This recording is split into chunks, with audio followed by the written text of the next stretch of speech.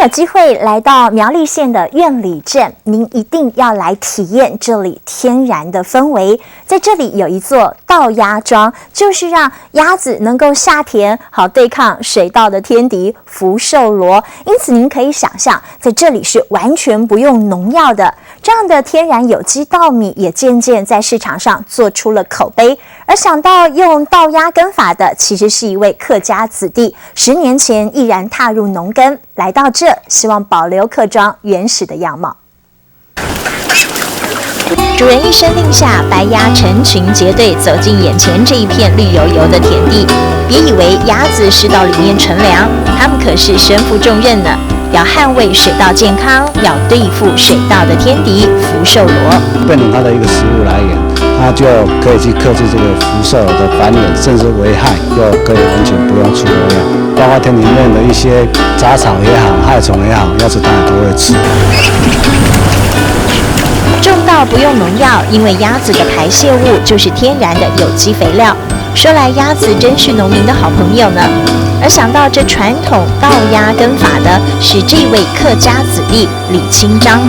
李清章从事脚踏车零件生产20多年，却在10年前投入农耕，当起了门外汉，而为的就是要找回那儿时记忆。农药进驻了，化学肥料进驻了，那衍生下来20-30年，又看到整个完全变成死寂的一片，这一段过程真的是亲眼目睹，从有到无到完全没有了，再把它找回来越会去觉得就是要珍惜它。彩蝶翩翩飞舞，莲花在水间绽放。隐身在苗栗县苑里镇这一片2点多公顷的土地，就像是个小型的生态园区。真拿到，第一次抓到嘞！小水沟里有大惊喜哦，有溪虾，有大肚鱼，都生活在一块儿。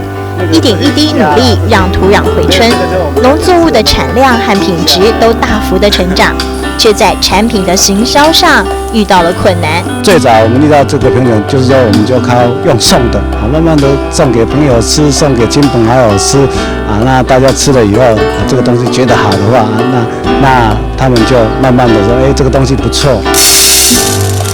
还好稻鸭有机米粒粒饱满，虽然没有华丽的包装，但是标榜天然健康，慢慢也做出了口碑。稻子收割之外，除了稻谷的收入之外，那你又可以把这个鸭子、鸭肉甚至鸭蛋转换成所谓的一个商品。用双手保护家园，这里的居民有句座右铭：有机是顺便，维护生态最优先。就是这样的理念和坚持，留住这片青山绿水和充满回忆的客家庄。绿油油的田野间，跟着小鸭子的脚步，找直湖的客家初心，寻怀念的童年记忆。当鸭稻米结穗累累，扎实饱满了感动时刻。